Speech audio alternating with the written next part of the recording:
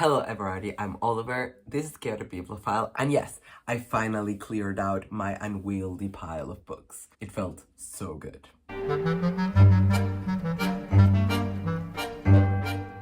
Before we get into it, fair warning for 3 things. 1, this video might be a train wreck. I actually don't know why I'm filming today other than time, and I just really wanted to make sure this was going to be recorded by Nonfiction November. I'm really wiped out and I might not be very eloquent, but it's a TBR video and you seem to like my chatty videos anyway, so hopefully you'll enjoy. Second, terrible shadows. It's late at night, it's lighting. I don't have a ring light here in London, so it is what it is. Third, see, I don't even know how to count anymore. My flatmate is on a call and the walls are alright, but sometimes you might hear her. It just happens. I'm gonna try to muffle the background noise if that happens, but just, yeah, that's a little heads up. Anyways, let's get right into it. Nonfiction November. I'm really excited for it. It's the last Nonfiction November in its current form, as Olive has run it for 10 years, I think. She said in her announcement. I'm gonna link it down below. You've probably seen it, just in case you've missed it by any chance. It's a really nice video. She does a little montage of Nonfiction November through the years, and yeah. So I'm going all out. I want to read only nonfiction, and I'm really excited, especially this year. I've been big on fiction, so I feel like I need to catch up. I prepared a little TBR to join with the challenges and then a pile of possibilities. Now the pile of possibilities especially, already like sitting here and seeing other books that I've been meaning to read for a long time, I'm thinking, oh, maybe I'll read that instead or that. But you know, I looking at this pile, I do feel really happy with it anyways, but hopefully the TBR itself will stick because I'm really excited by these books. So I have 4 books, each to match the 1-word challenges. Let's just get right into it. The first one is Code, and for that I chose The Story of the Brain in 10.5 Cells by Richard Wingate. I'm not gonna lie, at first I wanted to do something about translation, but then I didn't feel like it. I wanted to read about the brain, and I think it's a good link to think about cells and obviously connections and how they encode memory.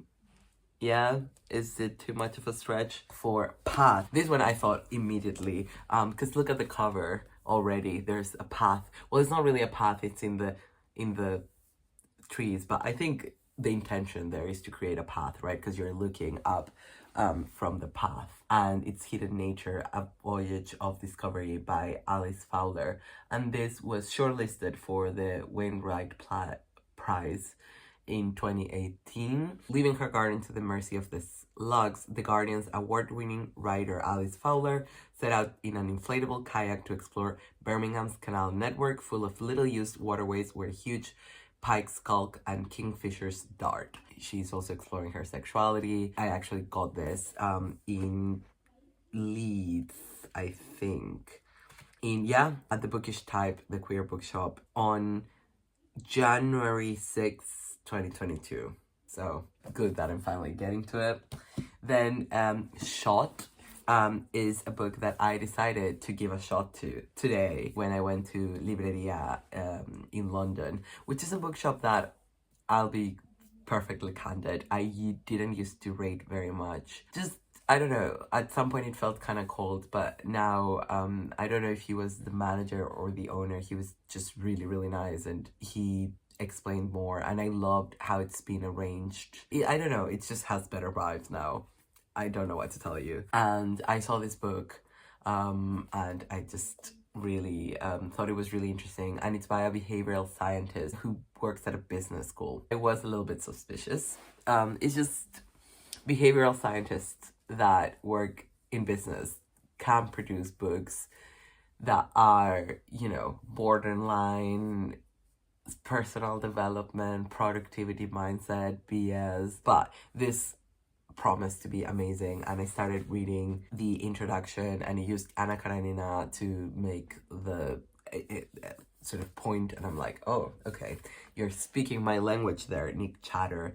And this is The Mind is Flat, The Illusion of Mental Depth and the Improvised Mind. I think the main premise is it's all fiction. Everything that, the way we think about underlying motivations is actually all fiction, how like deep our mind is. And it's supposed to be quite a controversial take on the foundations of psychology and psychiatry. So I'm really looking forward to it. So moving on to the final challenge, we have Join, and I am going by the simple interpretation that Olive herself offers, which is a collection of essays. And I'm finally tackling Consider the Lobster by David Foster Wallace. Earlier this year I read String Theory and it just reminded me how much I love his essays. So those are the 4 books that I hope to get to, definitely. But I have some other possibilities, and again, obviously all of my books here are a possibility, but these are books that I've sort of picked out right now that I'm feeling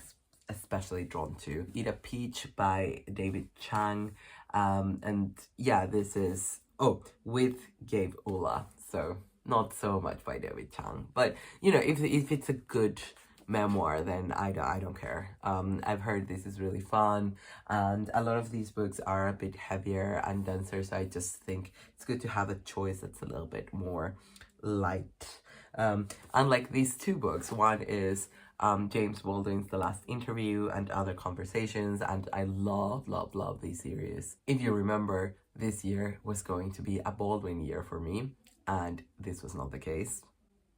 But I have read some Baldwin stuff, and this is moving towards that as well. So I'm really excited. I took this from the library, so it's good that I get to it. My library is really nice and really permissive, but I still wouldn't want to abuse it too much. Then Mad World, The Politics of Mental Health by Micia Frazer-Carroll. And this is all about how, even though therapy can be beneficial, and it often is, we also need to address that a lot of our mental health issues come from systemic conditions and the politics of that. Then Day in the Life of the Brain by Susan Greenfield, The Neuroscience of Consciousness from Dawn Till Dusk. This just seems like such an interesting take on the brain and understanding what the brain does. And it doesn't read too well on camera, but yeah, it's a cool concept. Okay, at least I want to start this because I've been wanting to read it for years, and I